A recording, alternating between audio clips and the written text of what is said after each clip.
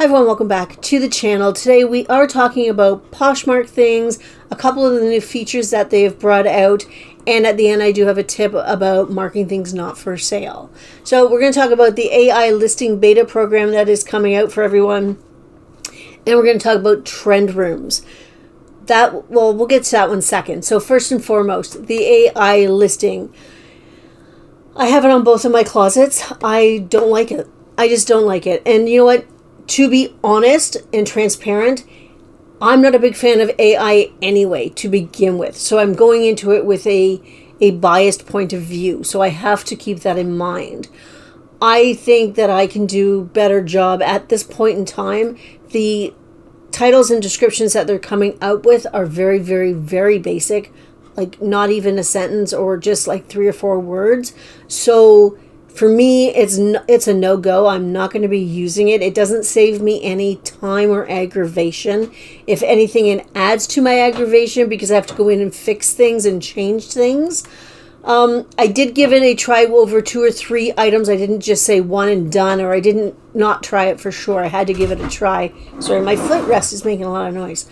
So I did try it a couple of times, and I did see that it was giving me the wrong brands on the items. It was, giving me very basic red fringed poncho titles, which is pretty much useless in the sense that I can look at it too and say, yeah, that's red. Yeah, it's fringed. And yes, it's a poncho. I can also add in that it's alpaca and the brand name and the size. And, it's great for autumn or whatever. And in the description, I'm not a big wordy description kind of person either. 2 or 3 lines sort of maximum is what I do for the describing of it. I also add measurements, size measurements, condition. I do all that anyway. I also use templates, so it's much easier and faster for me to go in and do a listing because I don't have to type in size, chest, waist, whatever. I can just add in the inches or whatever. So my templates are faster for me. I know that when I get into doing a task and I'm in that flow, it's just very simple just to keep going and go. I find the AI too basic. I also find it just a pain in the butt because I have to go in and change things again. I uploaded pictures from my phone into the new AI thing on my Posh US, and the pictures, when I was loading them in, were all the right way. I didn't have to rotate. Everything was the way it was supposed to be.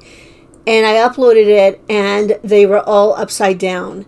And I would have to go in and change them again. And I could not find a way to go into that picture and rotate it. So I would have to do individual pictures and make sure it was rotated, as opposed to just doing a whole bunch of pictures and putting it up. It was just weird. It was a very strange thing, and I didn't like it. It was like, you're causing me to do more work, and I'm irritated to begin with. So right now, it's not for me. It doesn't save me any time. It doesn't give me any value for me in my business. I don't know what the future holds for it. I'm never going to say never, but for me and my business right now, it's not useful. It's just not. Thanks, but no thanks. And since I'm being that way, can you take it off my accounts so that, I can just have my classic view? I can deal with what I have to deal with. And if I decide that I want it back, I'll take it back. I don't think they're going to do that, but that's what I would like them to do. Let me know if you have it. If you're finding it great, let me know some of the tricks. Maybe I'm just not doing it well enough. Maybe I'm doing something wrong. So let me know in the comments what you think of it, if you have it, or if you don't have it. Let me know. Excuse me.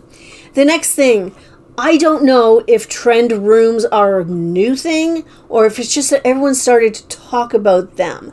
So I do have a small screen recording that I'm going to show you first, and then we're going to come back and we're going to talk more about them. Okay, so here it goes. Okay, so I'm just going to show you really quickly where to find your trend rooms.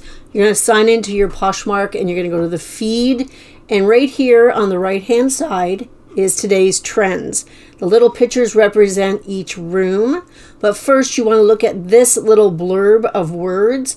Gives you really good keywords to add to listings. These are keywords that you're hoping that the buyers are using to find items.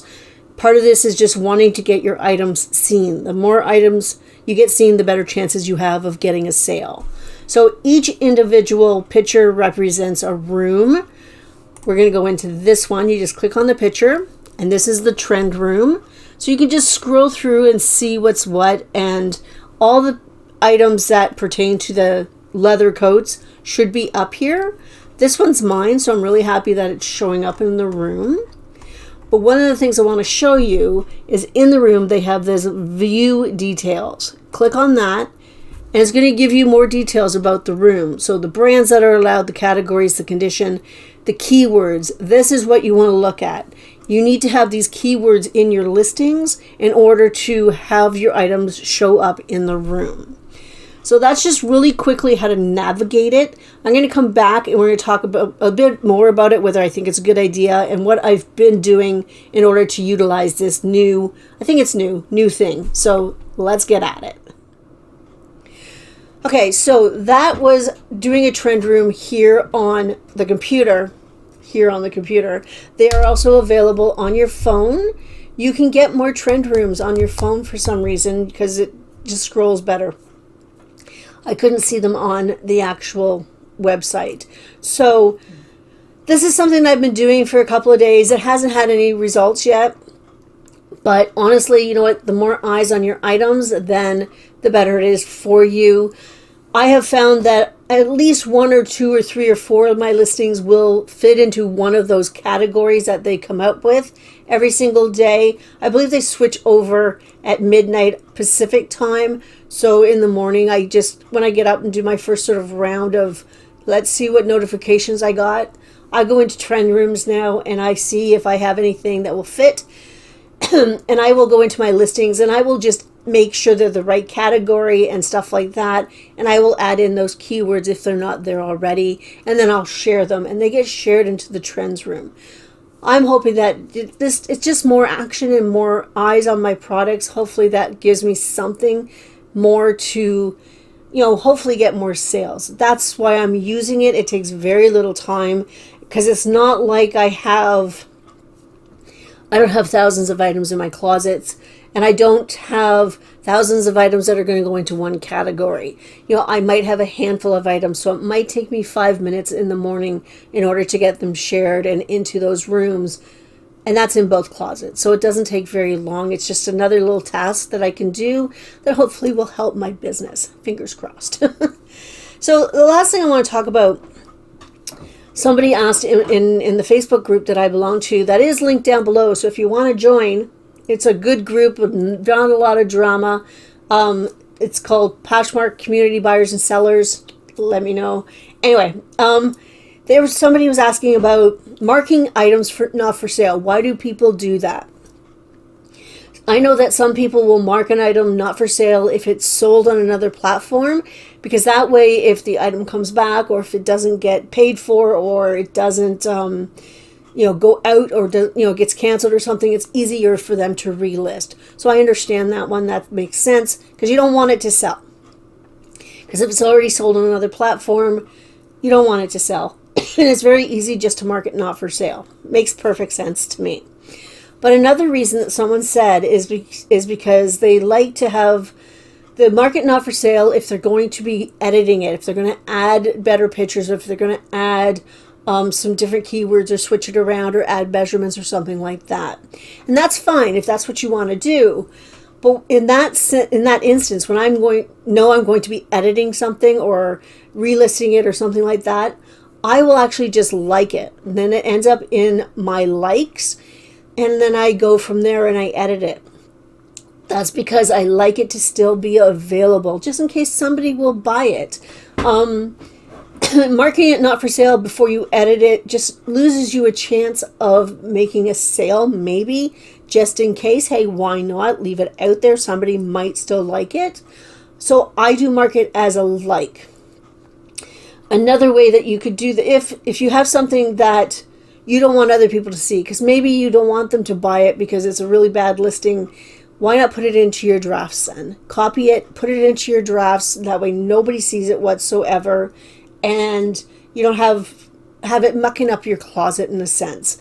Now, it won't always be like that because, even with sharing services, they only share what's available. They don't share what's sold. They don't share what's not for sale. So it will end up at the bottom of your closet, so that's okay. And when people go searching for things, it doesn't search for the not for sale, so they won't be finding it either. It's only when they scroll through your closet.